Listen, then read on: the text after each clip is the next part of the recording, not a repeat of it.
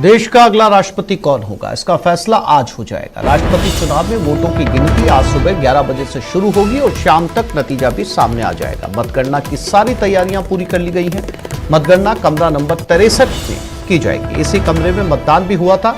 Counting के लिए सभी राज्यों की विधानसभाओं से मतपेटियां पहुंच चुकी हैं। राष्ट्रपति चुनाव 18 जुलाई को हुआ था और आज एनडीए की उम्मीदवार द्रौपदी मुर्मू की जीत तय मानी जा रही है। विपक्ष के उम्मीदवार यशवंत सिन्हा की संभावनाएं इसलिए भी और कम हो गई क्योंकि अलग अलग राज्यों से द्रौपदी मुर्मू के पक्ष में क्रॉस वोटिंग की खबरें आई हैं।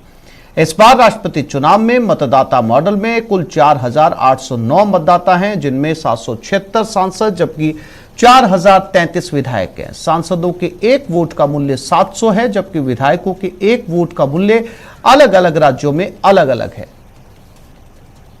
विधायकों के एक वोट का मूल्य सबसे ज्यादा उत्तर प्रदेश में 208 है, जबकि सबसे कम सिक्किम में 7 है।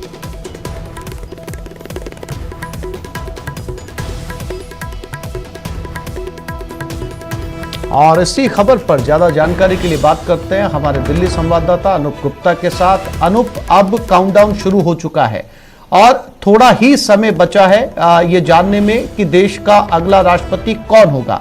हालांकि महज औपचारिकता ही समझा जा सकता है इसे, क्योंकि जीत जो है वो एनडीए की द्रौपदी मुर्मू की तय मानी जा रही है। अनूप, बिल्कुल, देखिए 2 से 3 घंटे में स्थिति स्पष्ट हो जाएगी कि किनको कितना मत मिला है और बीजेपी को पूरा भरोसा है कि द्रौपदी मुर्मू ज्यादा से ज्यादा मतों से इस राष्ट्रपति का चुनाव जीत जाएंगी। आपको बता दूं कि औपचारिकताएं ही है, क्योंकि जिस तरीके से न केवल बीजेपी और एनडीए के सांसदों और विधायकों ने अपना वोट दिया है, बल्कि कुछ राजनीतिक पार्टियां जो विपक्षी पार्टियां हैं उनका भी समर्थन मिला है। यहाँ तक कि कुछ विपक्षी पार्टियों के सांसदों और विधायकों ने क्रॉस वोटिंग करके भी द्रौपदी मुर्मू को वोट डाला है। तो ये कुल मिला के कह सकते हैं कि औपचारिकताएं हैं, लेकिन इसकी आधिकारिक घोषणा 2 से 3 घंटों में हो जाएगी मतगणना के बाद। और आपको बता दूं कि 2:30 बजे के करीब जब स्थिति स्पष्ट हो जाएगी, जब घोषणा कर दी जाएगी, तो खुद प्रधानमंत्री नरेंद्र मोदी, जो द्रौपदी मुर्मू का स्थायी निवास बनाया गया है दिल्ली के चाणक्यपुरी के पास, वहां जाएंगे, वहां उनकी मुलाकात होगी और एक भव्य जो है वो सेलिब्रेशन बीजेपी की तरफ से किया जाएगा। जी बिल्कुल अनूप, चूंकि मतगणना थोड़ी देर में शुरू होने वाली है, सभी राज्यों से मतपेटियां भी कमरा नंबर 63 में पहुंच चुकी है, जहां पर जो है इसकी काउंटिंग भी हुई थी, वही नतीजे सामने आएंगे।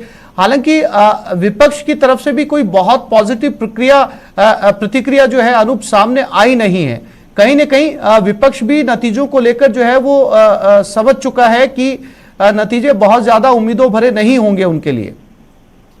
देखिए, चुनाव से पहले ही जिस तरीके से द्रौपदी मुर्मू की जो है वो नाम की घोषणा की गई बीजेपी की तरफ से, उसी वक्त कहीं न कहीं विपक्ष को ये पता चल गया था कि जो चुनाव जीतना विपक्ष या यशवंत सिन्हा के लिए आसान नहीं होगा।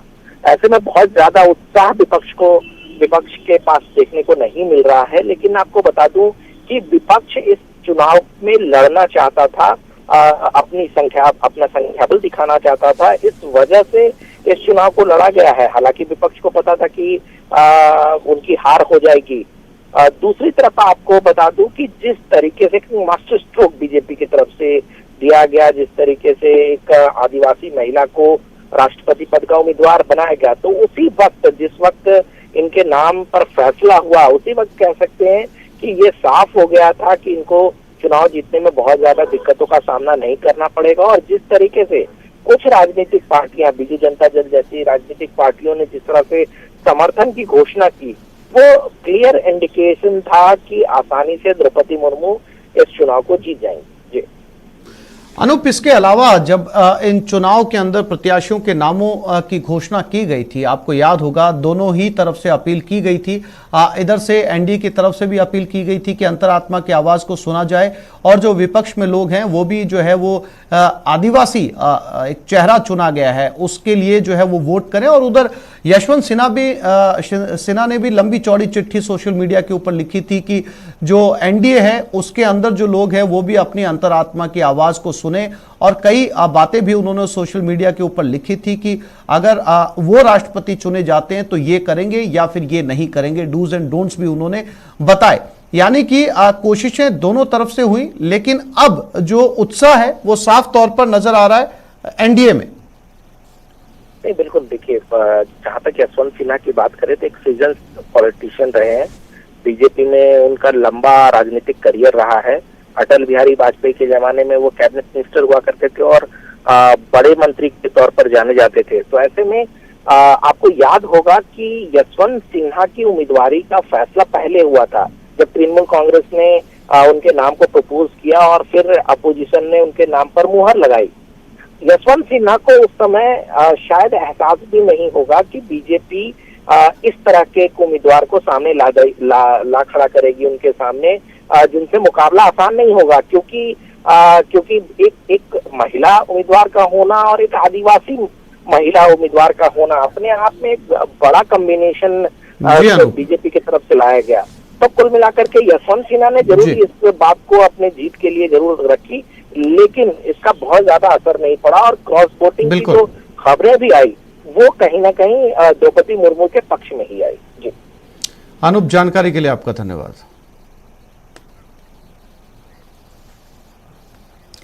रीट परीक्षा को लेकर जोधपुर में एक महत्वपूर्ण बैठक का आयोजन किया गया, जिसमें जिला कलेक्ट्रेट हिमांशु गुप्ता के साथ तमाम पुलिस अधिकारियों ने हिस्सा लिया। इस दौरान जिला कलेक्टर ने परीक्षा के लिए की गई व्यवस्थाओं के बारे में जानकारी लेते हुए शांतिपूर्ण तरीके से परीक्षा को सफल करने का निर्देश दिया।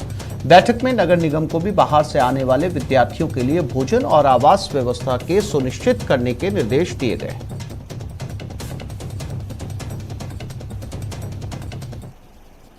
जोधपुर शहर में 62 स्थानों पर रीट की परीक्षा आयोजित की जाएगी। यह परीक्षा 23 तारीख को सुबह 10 से 12:30 और फिर शाम को 3 से 5:30 बजे तक आयोजित की जाएगी। इसी तरह 24 तारीख को भी इसी तरह से ये 2 पारियों में आयोजित होनी है, जिसमें जोधपुर जिले के अलावा बाड़मेर, जालोर, पाली और आसपास के जिलों के भी विद्यार्थी हैं वो परीक्षा में शामिल होंगे।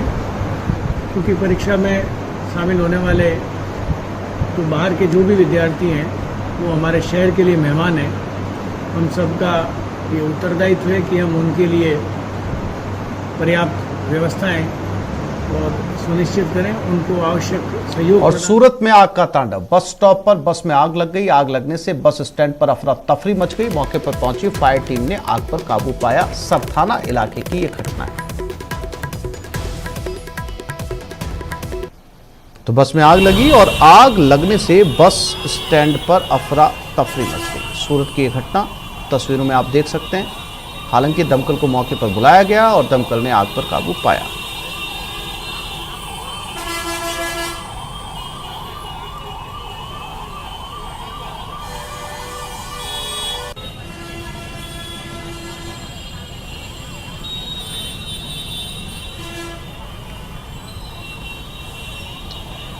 और जैसलमेर में लगातार 2 दिनों में करीब 8 कोरोना पॉजिटिव आने से स्वास्थ्य विभाग अलर्ट पर है। कोरोना वापसी को लेकर सीएमएचओ दफ्तर में बैठक का आयोजन किया गया, जिसमें सीएमएचओ ने हेल्थ डिपार्टमेंट के अधिकारियों को अलर्ट पर रहने के निर्देश दिए।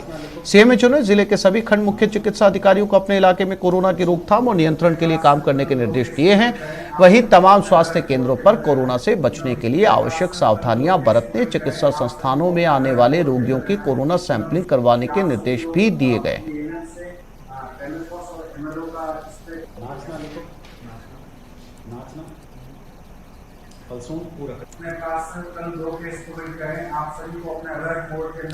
कुख्यात गैंगस्टर लॉरेंस बिश्नोई पंजाब और हरियाणा के बाद क्या अब राजस्थान में दबदबा बनाना चाहता है? सलमान खान के वकील के बाद अब आरएलपी विधायक को हत्या की धमकी। इशारा तो कुछ ऐसा ही सामने आ रहा है। गैंगस्टर लॉरेंस से खौफजदा माननीय, आरएलपी विधायक को एसओपीयू की धमकी। गैंग ने खत में लिखा, कब तक जान बचाओगे?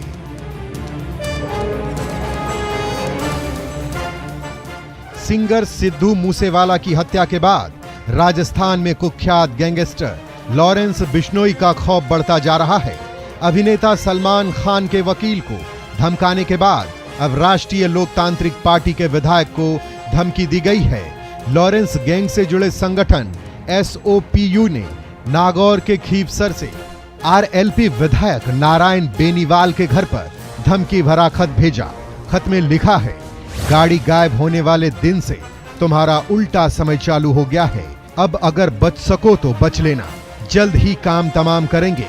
देखते हैं अब कितने दिन तुम अपनी और अपने परिवार की हिफाजत कर पाते हो। जिसके बाद यहाँ पुलिस के अधिकारी पहुंचे हुए हैं और विधायक को जो धमकी मिली है उसके बारे में अनुसंधान किया जा रहा है। यह विधायक का आवास है और हम विधायक नारायण बेनीवाल से ही इस पूरे प्रकरण को लेकर बात करते हैं कि उन्हें किस तरह की धमकी दी गई है और उस पत्र में किन बातों का जिक्र किया गया है। विधायक नारायण से हम बात करते हैं। सर, किस तरह की धमकी आपको मिली इस पूरे में? देखिए, अभी 17 तारीख को मेरी गाड़ी जो जयपुर विवेक विहार के पास मेरा बेटा फ्लैट पे किराए पे रहता है, वहाँ से गाड़ी मेरी चोरी हो गई थी। और उसके बाद 18 तारीख को सुबह वो गाड़ी बोरुंदा के अंदर मिली है। इस बुलेटिन में फिलहाल इतना ही। नमस्कार।